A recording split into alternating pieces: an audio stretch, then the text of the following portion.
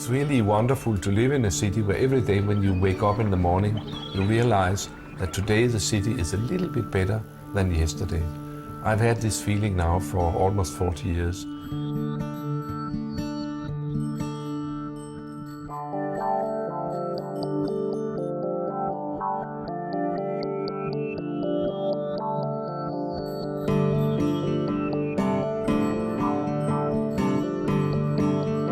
The story from Copenhagen is interesting about the bicycling. What happens if we make more invitation for bicycling?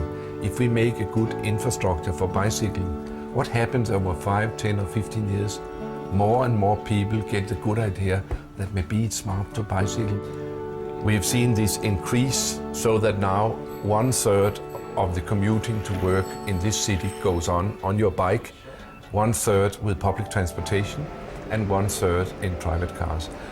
That is why we are the city in the Western world which has least traffic in any big million city of all of them, because the bicycles are carrying such a great weight in the total traffic picture.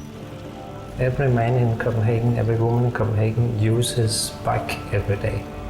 It's a normal way to transport yourself. Not making noise, not making pollution, it's fast and it's very cheap. I use my bike on a daily basis, either to go, if I have to go somewhere, I take my own ordinary bike, or if I have to go with my son, and then I have like this special bike that has a box in front of it where I can put him and he can sit and, you know, just enjoy the scenery when we go from like one end of the city to the other, and it takes like half an hour. And we just, you know, get some exercise and some fresh air and enjoy the ride. You become part of a life that's going on in the street. You stop, you meet friends, you stop at a cafe. If you sit inside your car and just take your car, it's more like an A to B thing. It's just it's transport, whereas a bike is also more like a travel. It's kind of a travel experience against the city every day. We are standing now on one of the major arterial roads leading out of the center of Copenhagen. And it used to be a 4-lane road with buses and traffic congestion and lorries and the whole hula-boo. Now it has been reconfigured. They have taken lanes from the automobile traffic and given them to the bicyclists and given them to a more smooth traffic system. So here you have the bicycle lanes. When you have space, you can make parking, but you will make little islands so that you can narrow the gap you have to walk when you have to cross the street.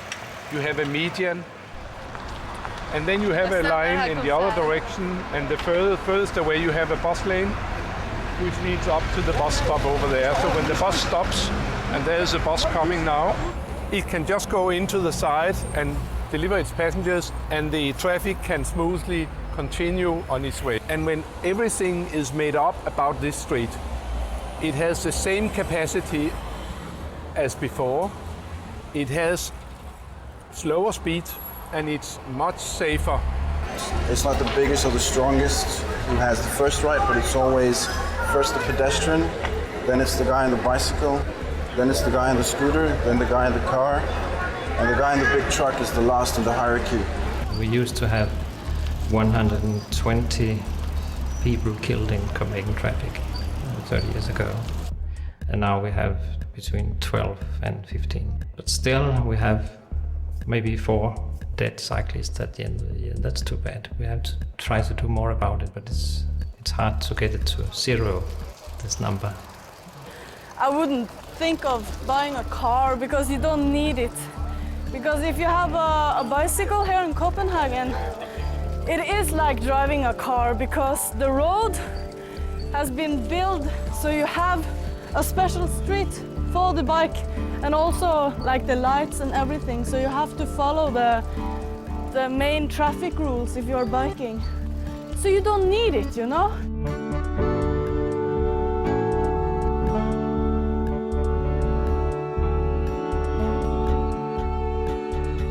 Pedestrian streets, that's good business for the shops and the department stores and so on.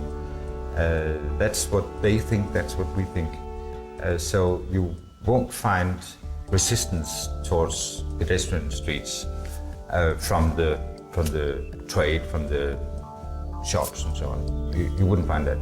If we take a closer look at Copenhagen, the first pedestrian street was made already in 1962, and that was one of the first major pedestrianization schemes in Europe. That was sort of at the very beginning of the whole movement of taking interest in public space, right here in Copenhagen. And there was a furious public debate. It would never work in Denmark. We are Danes, we are not Italians. We will not come out, we will not walk. We have no tradition for urban life and whatever. And all the businesses would go broke. There was enormous resistance from the shops. But experience shows that they didn't lose sale, and that was actually a good thing for them also. And some of the businessmen who yelled the highest 40 years ago now would pretend that they got the idea in the first place. This is just one of the many streets which has changed dramatically here in Copenhagen. Until 1980, this was a parking lot for 96 cars. They were standing next to each other with the front to the water. Then these parked cars were taken out and the traffic was taken out. It was turned into a people street and has become a tremendous success. On any day, especially in the summer, you will see a fantastic life here. Sometimes even almost too much, too popular. If you don't have enough nice spaces, you can see these overcrowded spaces, but then you should just make more spaces. This street is quite interesting because this street is not a pedestrian street. It's not a traffic street. It is what we call a pedestrian priority street. That means it's paved from wall to wall with nice pavement, but it is open to pedestrians and to bicycles and to cars.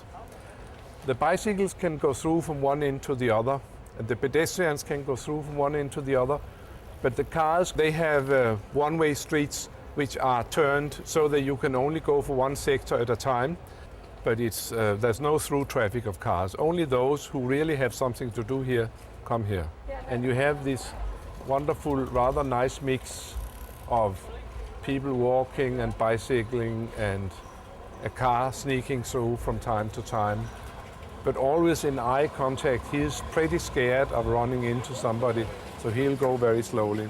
And at this point, we are more flexible about not being so fundamentalistic about pedestrian or traffic, but now we sort of experiment with in between with a higher degree of integration of the various modes of traffic. I think if I should give some advice to a city, it could be any city in the world.